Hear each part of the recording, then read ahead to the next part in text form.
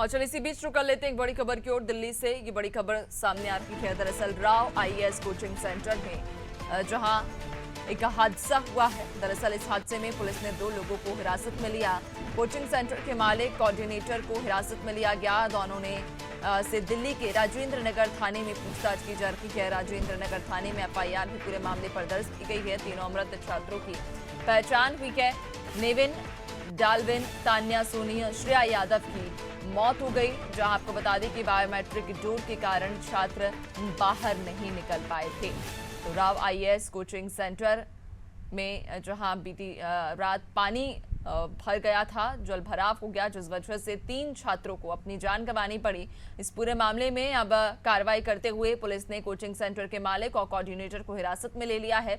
दोनों से ही दिल्ली के राजेंद्र नगर थाने में पूछताछ भी की जा रही है। दोनों के खिलाफ एफआईआर भी दर्ज की गई है। आपको बताते चलें कि तीनों मृत छात्रों की पहचान हो चुकी है। जहां नेविन, डाल्विन, तान्या सोनी और श्रेया यादव, ये 3 छात्र जिन्होंने अपनी जान गंवा दी उस हादसे में।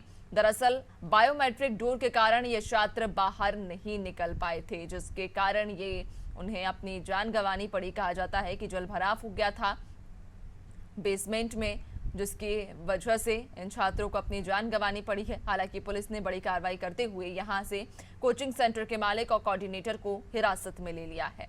राजेंद्र नगर थाने में एफआईआर भी दर्ज की गई है दोनों के खिलाफ और दोनों से ही अब पूछताछ भी थाने में की जा रही है। तीनों मृत छात्रों की पहचान भी हो चुकी है।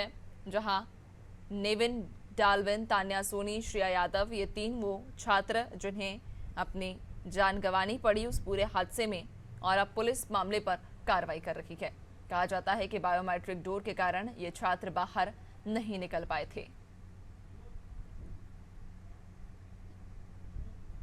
ज्यादा जानकारी लेंगे, सहयोगी विनोद हमारे साथ में जुड़ चुके हैं। विनोद, बीती रात एक वाकई बड़ा हादसा हुआ। कोचिंग सेंटर में बच्चे जब पढ़ने पहुंचे, जल भराव के कारण बाहर नहीं निकल पाए, उन्हें अपनी जान गंवानी पड़ी। क्या कार्रवाई की बात फिलहाल अब पुलिस कर रही है? कहां तक ये कार्रवाई पहुंची है?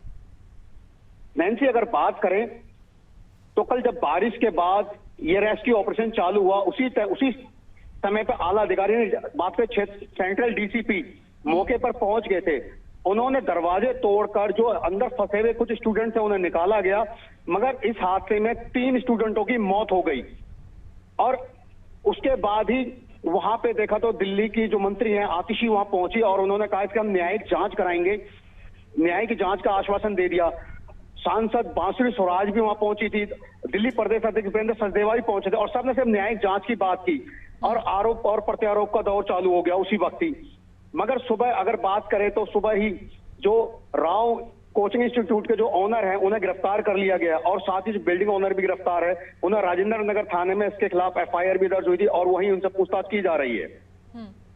बिल्कुल, यानी कि कोचिंग सेंटर के मालिक और कोऑर्डिनेटर को हिरासत में ले लिया गया है, पूछताछ जारी है। आगे भी देखने वाली बात रहेगी कि आखिरकार क्या कुछ कार्रवाई की जाती है। बहुत शुक्रिया आपका जानकारी साझा करने के लिए।